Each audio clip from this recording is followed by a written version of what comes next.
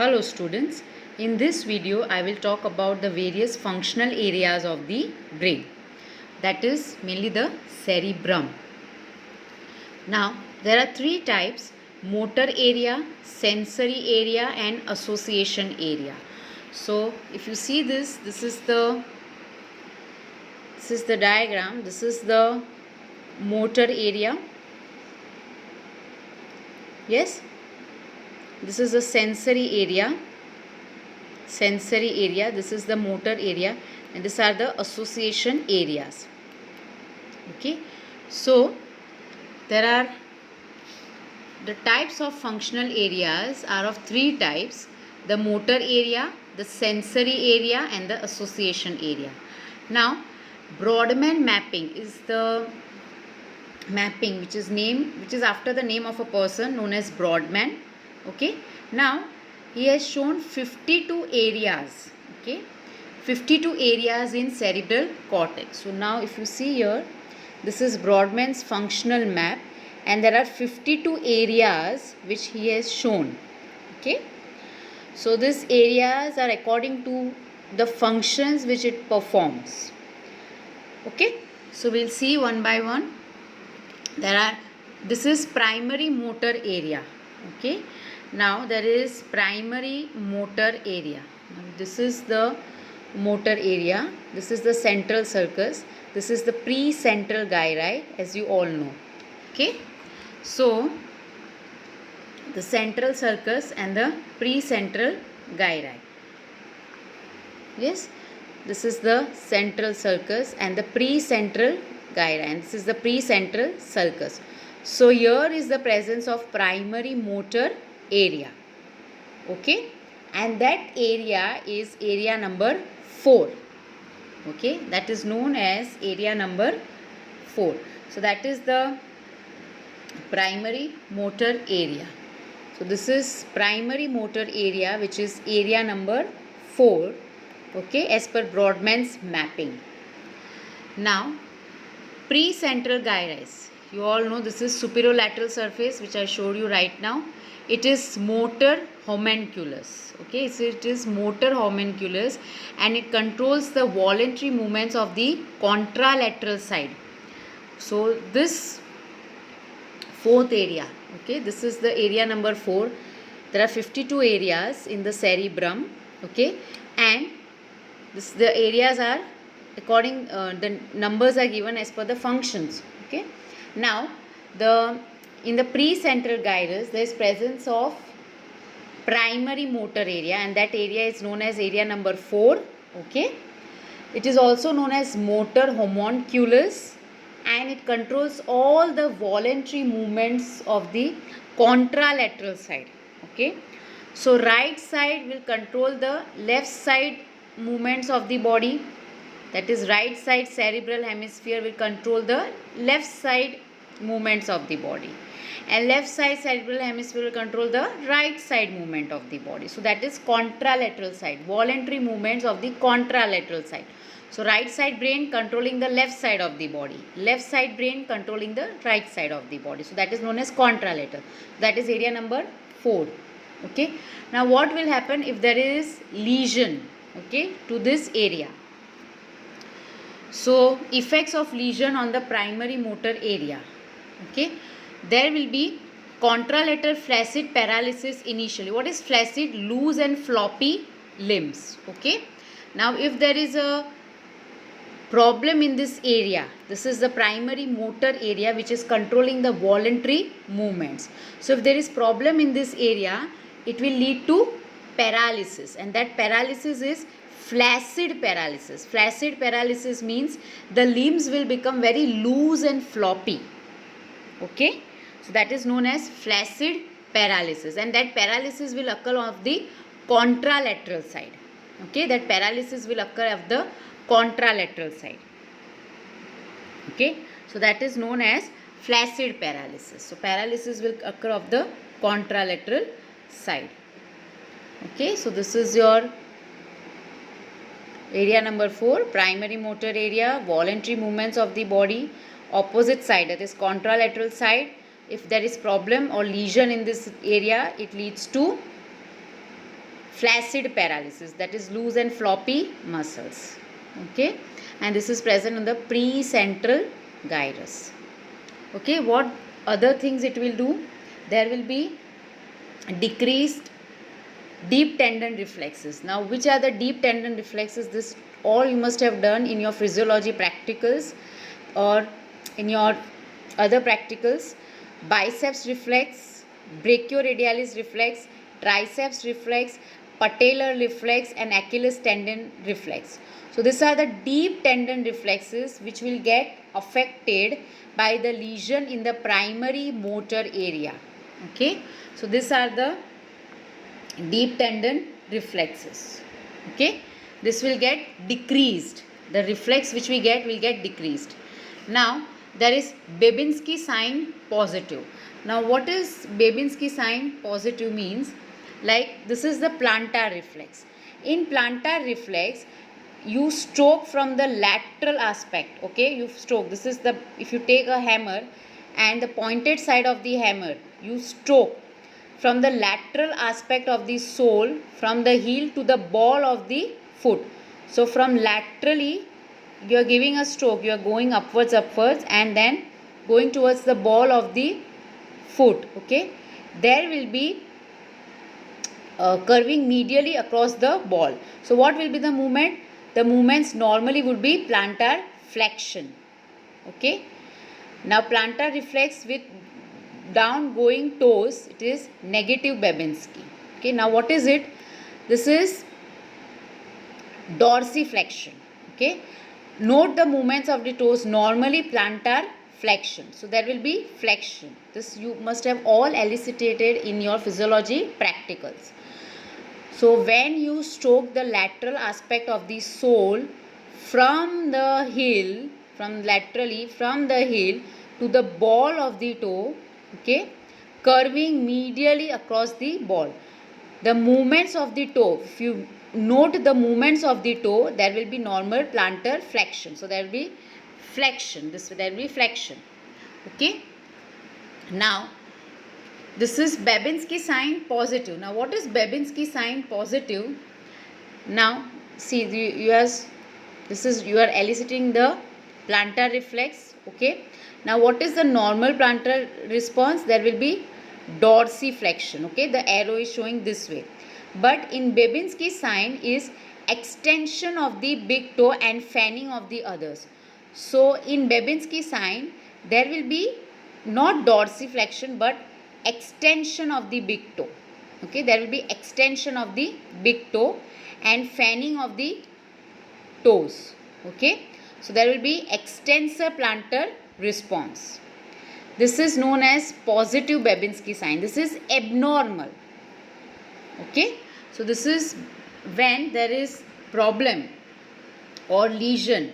Okay, when there is a lesion in the primary motor area. Okay, so normal movement is plantar flexion, but when there is extension, it is positive Babinski sign, which is abnormal. Okay, moderate recovery of the functions will be there. So first area, there are 52 areas. Out of first area is the primary motor area. This primary motor area, okay, this is the primary motor area, which is the area number 4. It is motor homunculus. It is present on the precentral gyrus. Control voluntary movements of the contralateral side.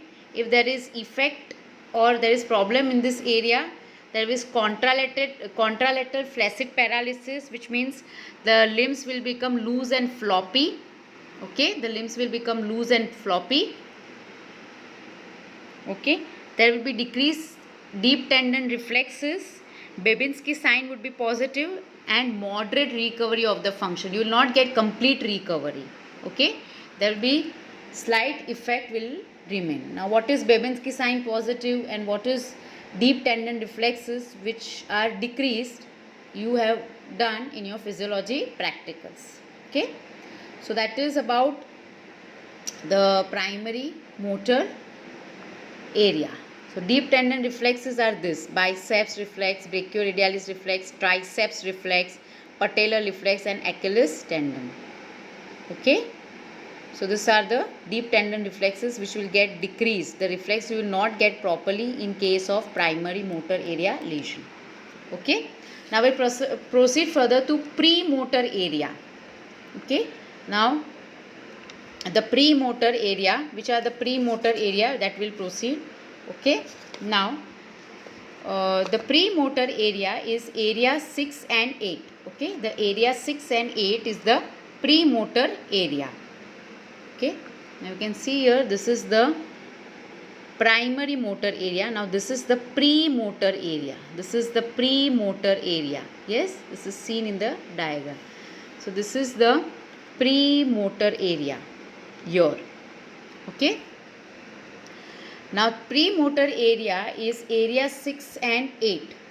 Okay, the premotor area is area 6 and 8. You can see here, this is 4 is primary and 6 and 8 is the premotor area. So primary motor area is area number 4 and premotor area is area 6 and area 8. Okay. Now area 6, what is the function of area 6? Skillful acts, programming of movements. So area 6, skillful acts, programming of movements. Upper part of area 6 is writing center. Okay. So if you take area 6, okay, area 6 is for skillful acts. Okay. It is for skillful acts, programming of movements. Okay. It is for programming of movements. Okay. So various movements are programmed here, premotor area. Okay. And upper part of this area 6 is writing center. It is a writing center. Okay. Now we'll talk about the area 8. Area 8 is also known as frontal eye field. You can see here, this is area 8 and it is also known as frontal eye field. This view is the superolateral surface view of the cerebrum.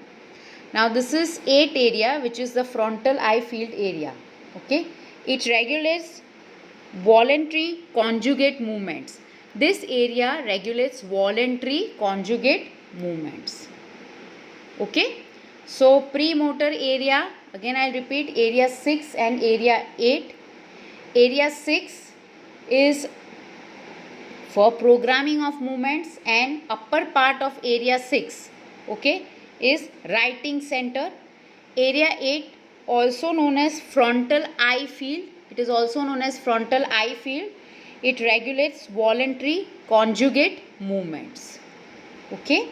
Now we proceed further to the supplementary motor area. Which are the supplementary motor area? So that we'll see the supplementary motor area. Now the supplementary motor area is the continuation of area 6 on the medial surface.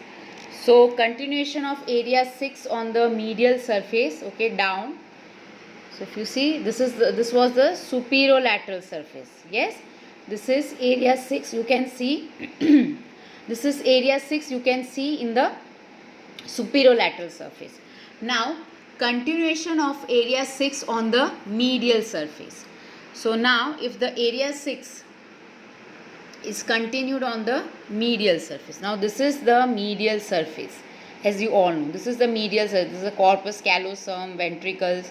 So this is the medial surface. Now area 6 when continued, okay, on the medial surface, okay, so that is known as, that is what it is known as. It is known as supplementary motor area. It is supplementary motor area. Now what is the function of this area?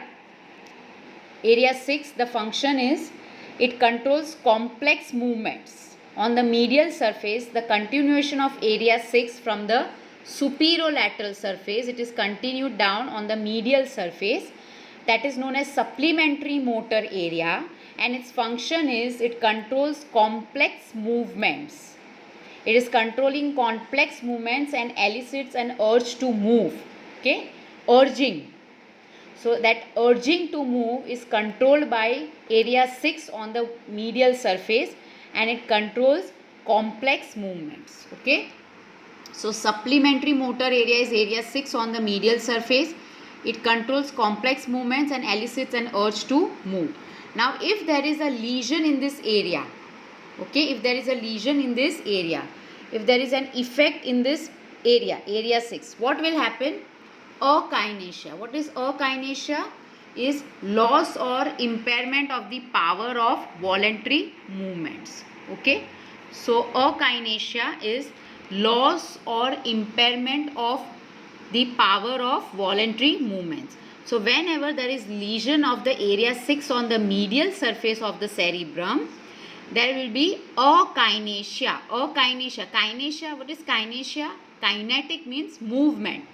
So akinesia means loss or impairment of the power of voluntary movements. So voluntary movements are lost or affected. It is diminished. Okay. Akinesia. Next, it will lead to upper motor neuron type of paralysis. Now, this is the primary motor cortex. This is the upper motor neuron. Okay, this is the lower motor neuron. Now, there is upper motor neuron type of paralysis. Okay, upper motor neuron type of paralysis. Now, what is upper motor neuron lesion? Is a lesion of the neural pathway above the anterior horn of the spinal cord or motor nuclei of the cranial nerves. Okay.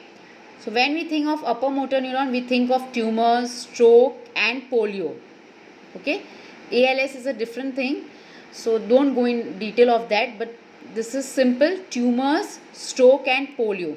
That is the upper motor neuron. Okay. So in upper motor neuron lesion, the lesion is on the neural pathway above the anterior horn of the spinal cord. Okay. So there is a spinal cord, upper motor neuron, above the anterior horn of the spinal cord. Okay. Now see this one more diagram. This is the primary motor area. This is the upper motor neuron. Okay. Okay. This is pons crossing in medulla. Okay. This is the lower motor neuron. So when the lesion is above the anterior horn, okay, when the lesion is above the anterior horn of the spinal cord, there is anterior horn, posterior horn in the spinal cord. So whenever there is lesion, the problem is above the anterior horn of the spinal cord, it is known as upper motor neuron paralysis. Okay. So upper motor neuron is the lesion, the neural pathway above the anterior horn of the spinal cord. Please remember this word, above the anterior horn.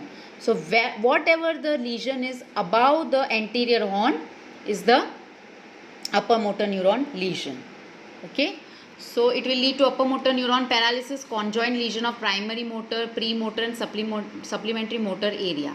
So all this primary motor area, premotor area and the supplementary motor area. Primary motor is area 4. Premotor is area 6 and 8. And supplementary motor area is when continuation of area 6 on the medial surface. So whenever the primary motor area 4, then the premotor area 6 and 8, and on the medial surface, okay, on the medial surface, when there is continuation of area 6 on the medial surface, this is supplementary motor area. Okay. So when there is lesion is 6, 8, 4 and 6 on the medial surface, it leads to upper motor neuron paralysis, because this area is above the anterior horn of the spinal cord. Okay.